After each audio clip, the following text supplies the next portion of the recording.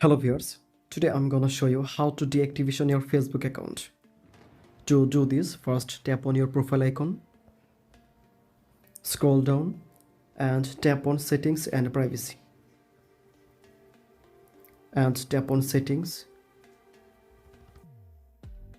tap on account center.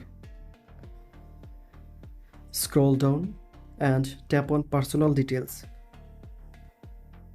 Tap on account ownership and control.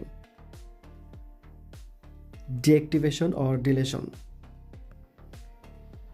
Select which account you want to deactivate. Tap on continue. Continue again. Now enter your password and tap on continue to deactivate your Facebook account. Thank you.